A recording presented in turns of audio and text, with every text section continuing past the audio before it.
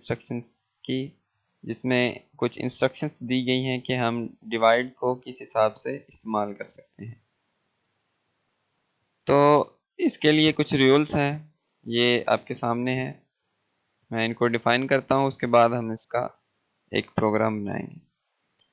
सबसे पहले आप इस चीज़ को देखें, इसको छोड़ दें, ये मैं आपको बताता हूँ बाद में। अगर हमारा डिवाइडेंट 16 बिट का है तो हम AX में स्टोर करेंगे। फर्स्ट चीज़ ये है कि आपका जो डिवाइडेंट है वो AX में स्टोर होना चाहिए। जो आपका डिवाइज़र है वो 8 बिट का होना चाहिए, और वो हमारा एक रजिस्टर भी हो सकता है और मेमोरी लोकेशन भी हो सकती है। जब हम इस डिवाइज़र के थ्रू इसको डिवाइड करेंगे यानी डिवाइडेंट को, तो जो हमारा आंसर आएगा वो जो उसका क्वोशंट होगा वो AL में स्टोर होगा, और जो उसका रिमाइंडर होगा वो AH में स्टोर होगा। राइट, मैं एक दफ़ा दोबारा इसको रिपीट कर देता हूँ कि हमने डिवाइडेंट यानी जिसको हमने डिवाइड करना है, जो वैल्यू हम देंगे डिवाइड करने के लिए, उसको हमने AX में स्टोर करना है, और जिससे हमने डिवाइड करना है वो हमारा कोई रजिस्टर भी हो सकता है, हमारी कोई मेमोरी लोकेशन भी हो सकती है। जब हम इस डिवाइजर के थ्रू इसको डिवाइड करेंगे तो जो इसका आंसर आएगा यानी क्वोशंट और रिमाइंडर, क्वोशंट हमारा AL में स्टोर होगा और रिमाइंडर हमारा AH में स्टोर होगा।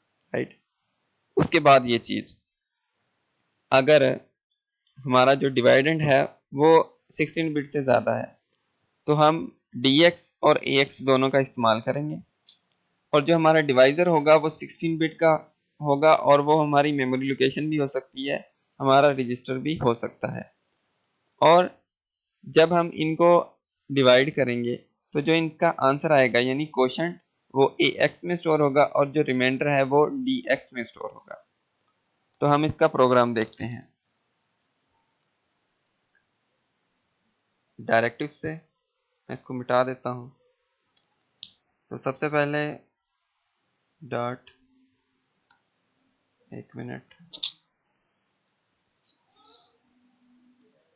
Dot model small dot code.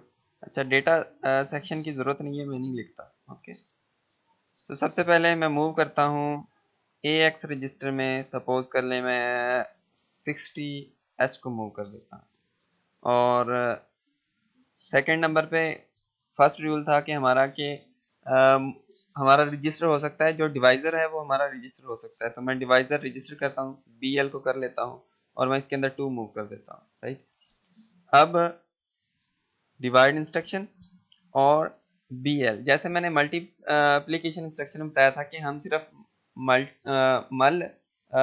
Mnemonic का यूज़ करेंगे, तो जो और रजिस्टर लिख देंगे तो वो डायरेक्ट जाके ऊपर वाली वैल्यू को उठाएगा और मल्टीप्लाई कर देगा।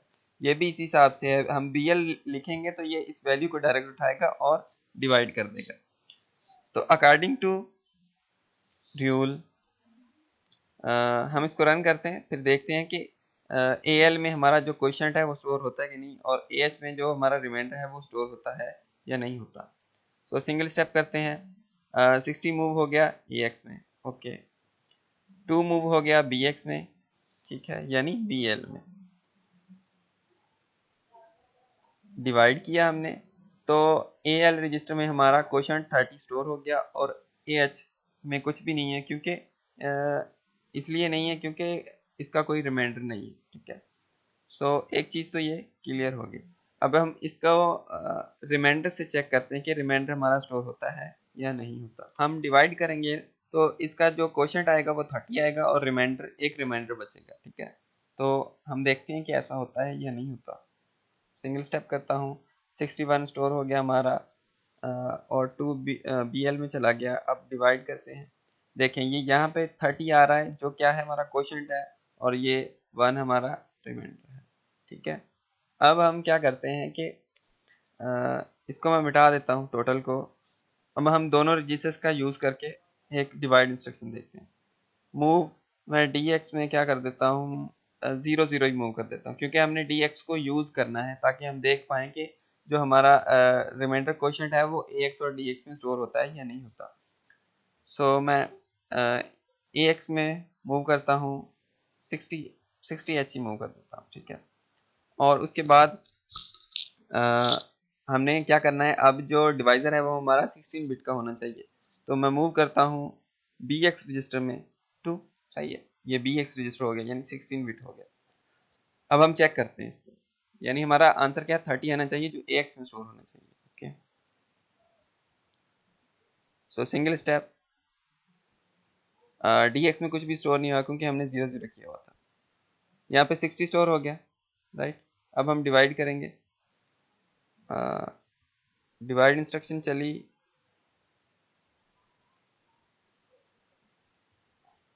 लिखी नहीं है तो वो चलेगी कैसे, सही है, मैं सोच रहा था शायद हमने लिख दी है।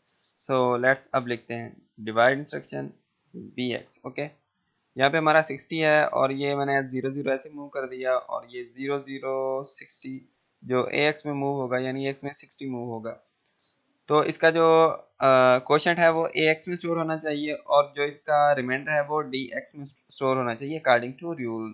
ठीक है, मैं दोबारा ये दिखा देता हूँ, अकॉर्डिंग टू रूल किस में स्टोर होना चाहिए, AX में स्टोर होना चाहिए, AX में क्वोशंट और रिमाइंडर हमारा DX में स्टोर होना चाहिए। सो लेट्स चेक करते हैं। सिंगल स्टेप करता हूँ मैं, 60 आ गया AX में, 2 आ गया BX में और 30 हमारा रिमाइंडर आ गया जो AX में स्टोर हुआ है। अब हम फिर इसको क्या कर देते हैं, इसको 61 कर देते हैं। ठीक है, अब हमारा जो रिमाइंडर आएगा, रिमाइंडर कितना आएगा, रिमाइंडर 1 आएगा, वो DX में स्टोर होना चाहिए। ठीक है, so let's check, single step करता हूँ मैं, 61, 2 मूव हो गया। अब हम डिवाइड इंस्ट्रक्शन चलाएंगे तो 30 यहाँ पे स्टोर होना चाहिए, जो रिमाइंडर है वो DX में स्टोर होना चाहिए। सो हम इसको चेक करते हैं। ठीक है, देखें ये 30 क्वोशंट यहाँ पे स्टोर हो गया और ये रिमाइंडर यहाँ पे स्टोर हो गया। सो थैंक यू फॉर वाचिंग।